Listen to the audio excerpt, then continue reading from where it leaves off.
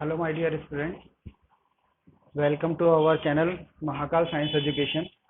आज हम क्लास 12 का चैप्टर 5 सरफेस केमिस्ट्री जो कंटिन्यू चल रहा है। लास्ट टाइम में हम लोगों ने इसमें देखा हुआ था different type of properties of colloidal solution, और आज हम देख रहे हैं यहाँ पर जो नेक्स्ट हमारा टॉपिक है विच इज प्यूरिफिकेशन और प्रेसिपिटेशन ऑफ कोलाइड। ठीक है, जो हम स्टार्ट कर रहे हैं प्यूरिफिकेशन और प्रेसिपिटेशन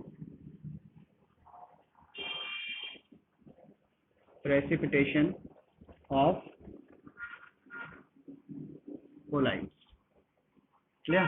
तो ये जो है टॉपिक, यहाँ पर हम किस तरह से जो कोलाइड्स होते हैं, है ना, कोलाइड सोल में से जो कोलाइडल पार्टिकल्स जो होते हैं उनको किस तरह से प्यूरिफाई करा जाता है, वही कहलाता है प्यूरिफिकेशन। मतलब जो कोलाइड्स होता है उसमें दो चीजें होती हैं, एक तो कोलाइडल पार्टिकल्स होते हैं और जो सॉल्वेंट होता है उसको कह सकता है क्रिस्टलाइट फॉर्म होती है वो, है ना। तो उसमें से कोलाइडल पार्टिकल्स को रिमूव करना, ठीक है, from the solvent is called purification और प्रेसिपिटेशन ऑफ कोलाइड। तो सिंपली वे में हम लोग लिख सकते हैं the separation of colloidal particles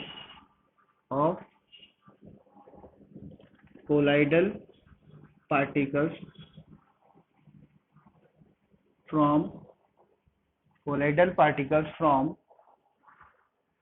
solvent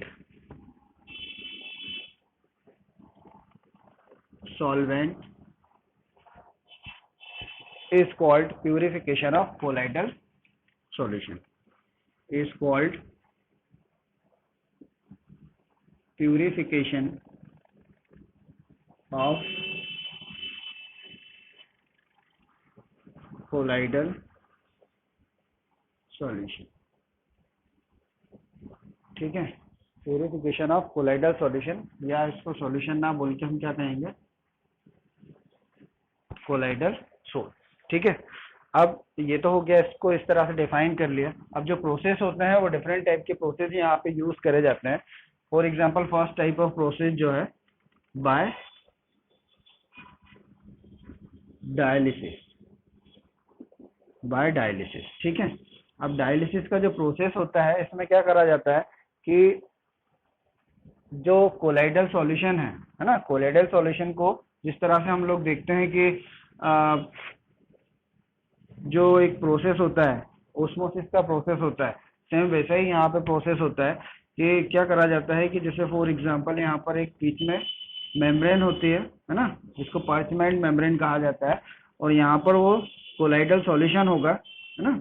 colloidal solution जैसा हम लोग जनरली जानते हैं ऑस्मोसिस के, ये जो पार्चमेंट मेम्ब्रेन जो होगी वो क्या होगी, केवल यहाँ से सॉल्वेंट जो होगा, है ना, सॉल्वेंट को ही यहाँ पर पास होने देती है वो, है ना। और यहाँ पर क्या रह जाते हैं, जो सॉलिड पार्टिकल जो होंगे वो यहीं पर रह जाते हैं। ठीक है, अब यहाँ पर अगर हम बात कर रहे हैं कोलाइडल सॉल्यूशन की, तो जो कोलाइडल सॉल्यूशन होगा, तो जैसे फॉर एग्जांपल यहाँ पर हमने क्या लिया हुआ है, कोलाइडल सॉल्यूशन। इसमें क्या है, कोलाइडल सॉल्यूशन है, कोलाइडल सॉल्यूशन लिया हुआ। तो इस कोलाइडल सॉल्यूशन में जो कोलाइडल पार्टिकल जो होंगे वो यहीं पर रिटेन्ड हो जाएंगे, और जो सॉल्वेंट होगा या क्रिस्टलाइट जो होगा वो क्या हो जाएगा, वो बाहर यहाँ से पास हो जाएगा। ठीक है, तो इस तरह का प्रोसेस होता है। लेकिन यहाँ पर जो प्रोसेस यूज करेंगे हम, पहले इसको थोड़ा सा डिफाइन कर लें कि क्या होता है, और इसको मैं यहाँ से इसको स्टार्टिंग से लिखता हूँ कि डायलिसिस प्रोसेस क्या होता है ना। तो फर्स्ट जो आपका प्रोसेस है बाय डायलिसिस, इसमें होता क्या है कि इन दिस प्रोसेस, जैसा तो अभी आपको मैंने बता ही दिया वैसे तो, इन dialysis the colloidal solution, in dialysis the colloidal solution or colloidal soul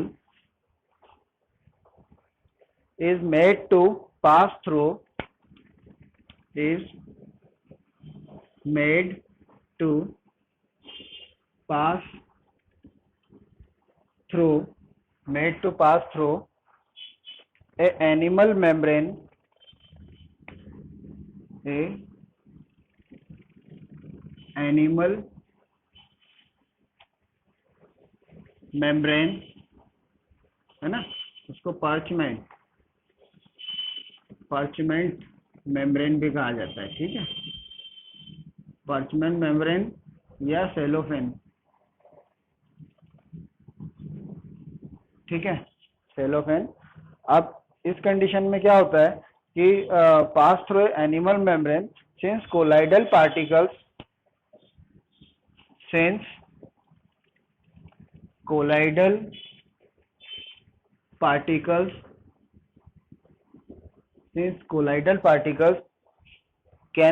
pass through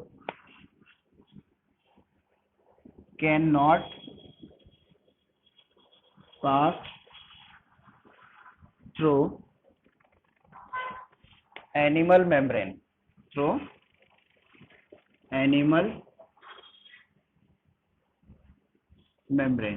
तो ये क्या होता है कि जो कोलाइडल पार्टिकल्स होते हैं वो एनिमल मेम्ब्रेन के थ्रू पास नहीं होते हैं और and they are separated from the solvent.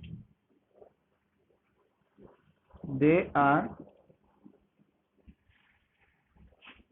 Separated from the solvent, और वो क्या हो जाते हैं, सॉल्वेंट से सेपरेट हो जाते हैं। अब ये जो पूरा प्रोसेस है, इस प्रोसेस को अगर हम देखें तो यहाँ पर मैं आपको डायग्राम के अकॉर्डिंग बता रहा हूँ। पहले तो आप उसको समझ लें कि इन डायलिसिस प्रोसेस जो कोलाइडल सॉल्यूशन होता है ना, उसमें उसको जब पास करा जाता है एनिमल मेम्ब्रेन के थ्रू, जब उसको पास करा जाता है तो वो क्या होता है कि जो कोलाइडल पार्टिकल होते हैं वो वहीं पर रिटेन्ड हो जाते हैं, वो उस मेम्ब्रेन से पास नहीं होते हैं। ठीक है, और जो सॉल्वेंट होता है ना, वो क्या होता है वहां से पास हो जाता है, तो जो बचता है वो सभी क्या होते हैं, कोलाइडल पार्टिकल्स। तो इस तरह से आप सेपरेट किया जाता है कोलाइडल पार्टिकल्स को थ्रू द डायलिसिस। ठीक है, तो इसमें जो डायग्राम होता है एक सिंपल सा डायग्राम है, उसी को आपको मैं यहाँ पर बता देता हूँ।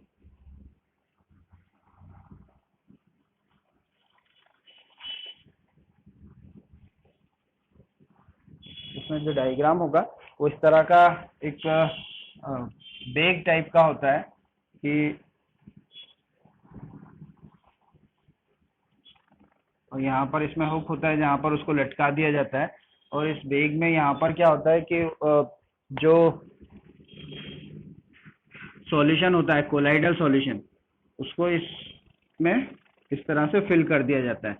अब ये जो है ये क्या है, एक तरह का पार्चमेंट मेम्ब्रेन का बना होता है ये।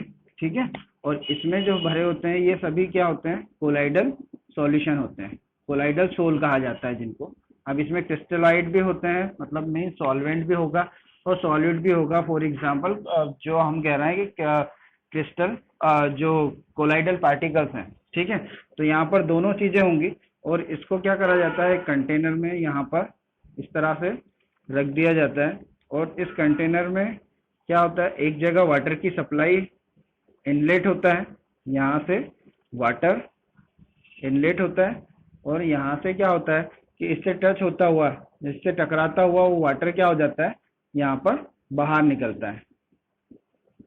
ठीक है, यहाँ से वाटर क्या हो जाता है, बाहर निकलता है। अब ये जो प्रोसेस होता है, इस प्रोसेस में क्या होता है कि जब जो वाटर का फ्लो होता है तो उस कंडीशन में इसमें जो सॉल्वेंट होगा, इस सोल में जो सॉल्वेंट होगा वो क्या होगा, इस वाटर के साथ में बाहर निकल जाता है। यानी कि ये जो मेम्ब्रेन है इसको मैंने क्या कहा हुआ है, एनिमल मेम्ब्रेन। ठीक है, इसमें ये जो है ये कोलाइडल पार्टिकल,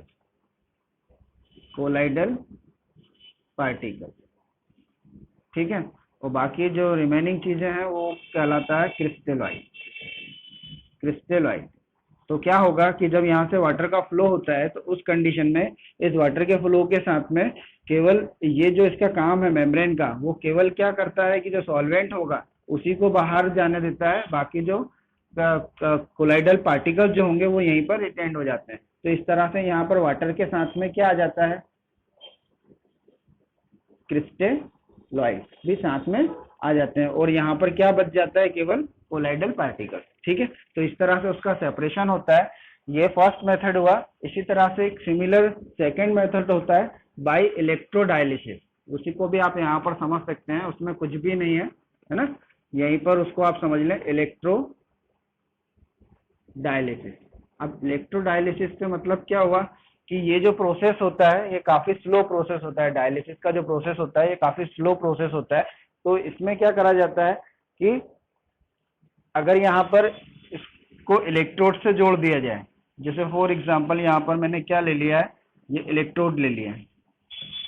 ठीक है, यहाँ पर मैंने ये इलेक्ट्रोड ले लिया। ठीक है, और ये जो इलेक्ट्रोड है उनको अगर यहाँ पर आप करंट सप्लाई करेंगे, जैसे मान लीजिए कैथोड है, ये एनोड है। ठीक है, तो इस कंडीशन में यहाँ पर क्या होगा, इनका जो फ्लो होगा वो स्पीड जो होगी उसकी वो बढ़ जाएगी। तो यहाँ पर इसी को कहा जाता है इलेक्ट्रोडायलिसिस। ठीक है, यही प्रोसेस होता है। मतलब सिंपल सा जो डिफरेंस होगा कि डायलिसिस का जो प्रोसेस होता है वो स्लो होता है, अगर वहां पर आप इलेक्ट्रोड यूज करते हैं तो उस कंडीशन में वो जो प्रोसेस होता है वो क्या हो जाता है, फास्ट हो जाता है, और उसी को हम क्या कहते हैं, इलेक्ट्रोडायलिसिस। केवल उसमें इतना अंतर होता है। तो यहाँ पर अगर बाय इलेक्ट्रोडायलिसिस प्रोसेस कहें तो जो ये प्रोसेस होता है, the dialysis is carried out by applying electric field, है ना। यहाँ पर जैसा मैंने बता दिया है ना, तो उसमें क्या होगा, अगर आप चाहो तो यहाँ पे लिख भी सकते हो कि जो डायलिसिस का प्रोसेस होता है, the process of dialysis is very slow, है ना। The process of dialysis is very slow. अब वो जो प्रोसेस होता है वो क्या होता है, बहुत स्लो प्रोसेस होता है। To increase the process of purification, यहाँ पर भी प्यूरिफिकेशन तो होता है लेकिन वो क्या होता है, बहुत ज्यादा टाइम लेता है ना। To increase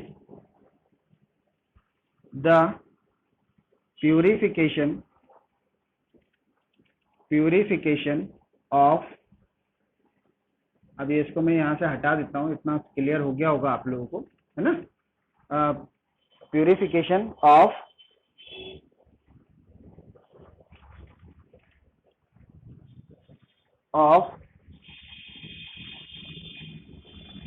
colloidal particles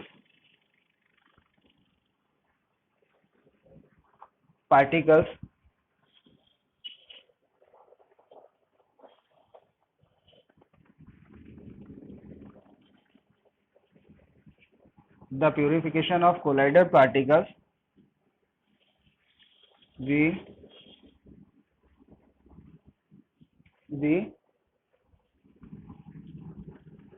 applying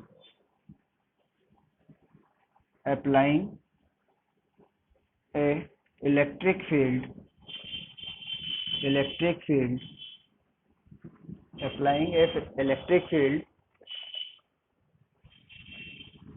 है ना। तो वहां पर क्या करा जाता है, इलेक्ट्रिक फील्ड अप्लाई करी जाती है, और उसी को हम क्या कहते हैं, this process is called electrodialysis. क्योंकि यहाँ पर आप इलेक्ट्रिक फील्ड अप्लाई कर रहे हैं तो this process is called electrodialysis.